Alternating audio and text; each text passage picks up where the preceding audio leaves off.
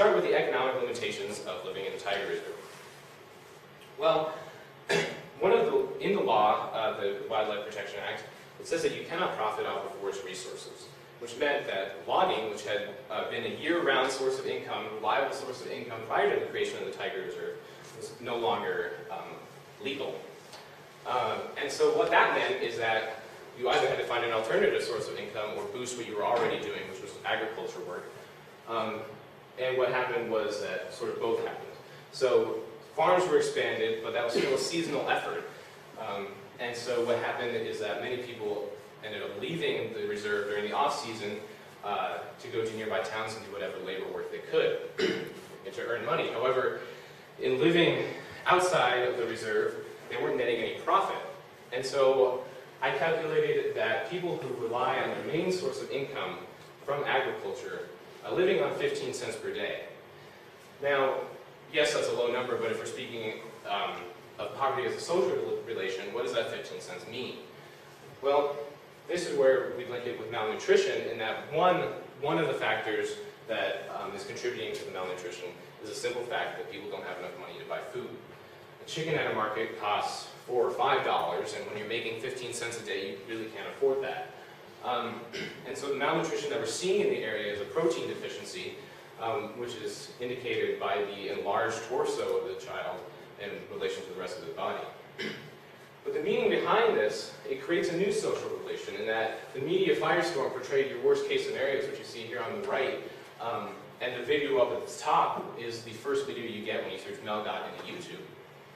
And what it does is create a power dynamic between outsiders and insiders. And it's fine in an attempt to mobilize outsiders to help, but it takes the power away from the local people and gives it to the outsiders, thus making them more impoverished and more disenfranchised. And it also, again, shows the worst case scenarios. So your average child who's malnourished is going to look something like that. He's slightly bloated, but for the most part gets along fine. So it's showing, really, it's representing Melghat as this just desolate place that and they can't help themselves, so we have to go do something about it. There are also developmental restrictions of living in a tiger reserve.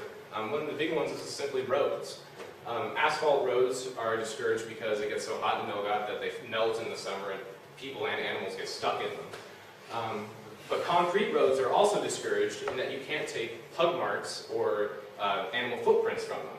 And so the concrete road we see here on the left only exists in that open stretch of farmland. It doesn't connect villages, meaning that you have to traverse the rocky, muddy, slimy road to get to the next village, which has the primary health center and the residential school.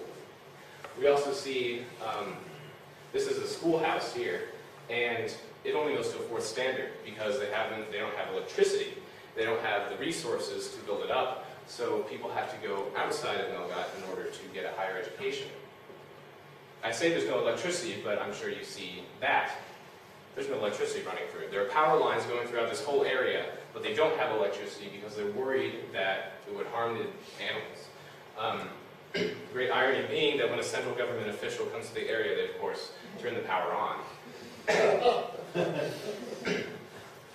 And so in dealing with a lack of income, the villagers have had to expand their farms, and the only place to do that, too, is to expand it into the forests, which is illegal. But what you see is these are stumps of trees that have been cut and burned so they don't grow back, and people are encroaching on the forest. So not only are we losing profit, but we're also harming the environment at the same time. The forest officers in the area have got a little bit gung-ho about stopping this. And so this house right here, which is on the top of this hill, exists right in the middle of that open stretch of farmland.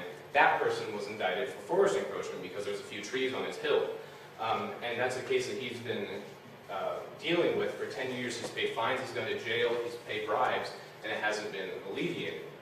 Which brings us to the foresters themselves, who are the forest officials who run the park. Now they have almost unchecked power in the area in that the panchayat, the village council, report they have to clear everything with the forest official, the ranger. And so most of the higher officials of the government, the ranger and the forest officers are outsiders who come in and live in places like this, which, as you can see, there's a stark contrast between that house and the houses that the rest of the villagers are living in. So what you create is a new social relation that wasn't there before, one that shows rich outsiders with all the power in these nice houses right next door to your lowly mud huts that the villagers live in, further impoverishing the villagers. So in separating the humans from the animals, one of the efforts has been to relocate the humans out of the area. So thus far, about 3 villages have been relocated outside of Melghat, 93 families. But they can only relocate people with consent. And so one of the ways to do this is to promise outlandish results. One of the things they're actually promising 1 million rupees for a family to move. And families make about 20,000 rupees a year. They're not getting that money after they move. And this is a picture from the Forest Department showing, look at how great this new place is for them. But there's actually been people who have tried to come back to the reserve. They've been unable to do so because they've signed a contract. And they want to go back because when they're in the cities being relocated, they're on land that has been taken away from city residents, and they don't have the work skills or the language necessary in order to thrive in that area. They're not given any education, therefore. So we get a somewhat of a grim picture. I want to end on sort of a high note, though, and talk about the possibility of a people-oriented conservation effort working. So I was also asking people about their perceptions of the conservation, and most people understand what the laws are trying to do in terms of protecting the forest.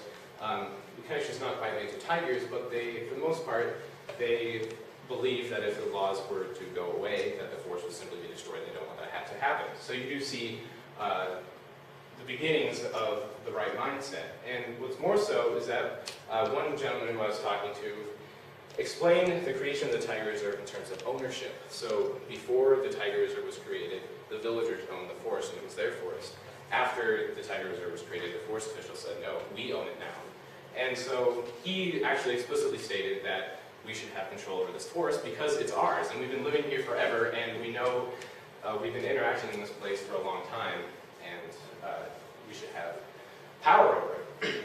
So, to end, I want to establish the link between the tigers and the people and show how their fates are sort of linked.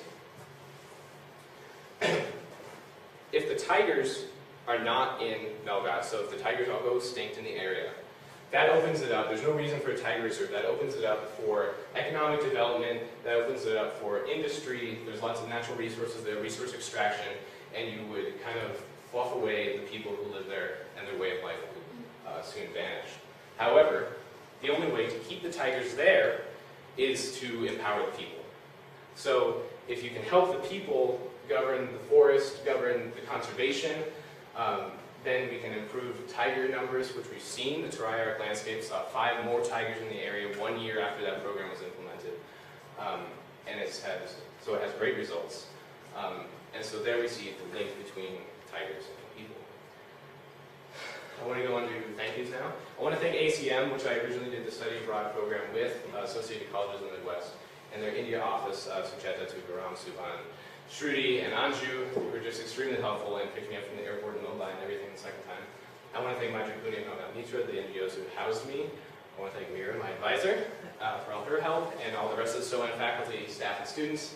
Class of 1963 for their research fellowship, friends and family for all your support, and I want to thank especially the people of Chalati for accepting some white kid talking about their economic situation, especially Kamu Basanti and Kalu, who are residents there and befriended me very kindly, and Sunita for all their help.